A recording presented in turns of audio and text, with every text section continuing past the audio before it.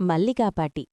ஒரு சிறிய கிராமம். அந்த கிராமத்தின் எல்லா வீடுகளுக்கும் நடுவில் ஒரு பழைய ஓட்டு வீடு. அந்த வீட்டில்தான் மல்லிகா பாட்டி வாழ்ந்தாள். வெள்ளை முடி, சுருக்கம் நிறைந்த முகம். ஆனால் அவளுடைய கண்களில் மட்டும் இன்னும் அணையாத கருணை ஒளி. காலை எழுந்ததும் பாட்டி முதலில் துளசி மாடத்திற்கு தண்ணீர் ஊற்றி வணங்குவாள். பிறகு அடுப்பில் கஞ்சி வைத்து, இந்த கிராமத்துல யாருக்காவது பசி இருக்குமான்னு நினைத்து கூடுதலா ஒரு கப் எடுத்து வைப்பாள். கிராமத்து குழந்தைகள் எல்லாம் பள்ளிக்கு போகும் வழியில் பாட்டி வீட்டின் முன்னால் நின்று, பாட்டி ஒரு கதை சொல்லுங்கான்னு கேட்டால் பாட்டி சிரித்த முகத்தோடு சொல்லுவாள். கதை கேட்டா மனசு நல்லா இருக்கும், நல்ல மனசிருந்தா வாழ்க்கையே நல்லா இருக்கும்னு. அவள் சொன்ன கதைகள் புத்தகத்துல இல்ல, அவள் வாழ்ந்த வாழ்க்கையிலிருந்து வந்த கதைகள். ஒரு நாள் கிராமத்தில் பெரிய மழை.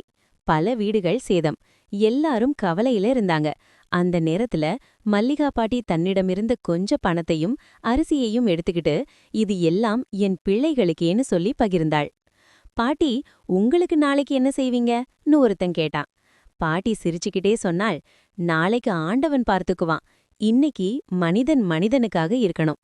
அந்த ஒரு வார்த்தை கிராமத்தையே மாற்றியது. ஆண்டுகள் கடந்தது. பாட்டி உடம்பு சோர்ந்தது. ஒரு நாள் அவள் அமைதியாக கண்மூடினாள். ஆனால் அவள் போனதும் கிராமம் வெறுமையா போகவில்லை. இன்னும் அங்கே துளசி மாடம் இருக்குது, கதைகள் சொல்லும் பாட்டியின் நினைவு இருக்குது, கருணை, அன்பு, பகிர்வு எல்லாம் வாழ்ந்துகிட்டு இருக்கு. கிராமத்து குழந்தைகள் இன்னும் சொல்லிக்கிறாங்க, பாட்டி போயிட்டாங்க, ஆனா அவங்க கற்றுக் கொடுத்த நல்ல மனசு என்கிட்ட இன்னும் இருக்கு.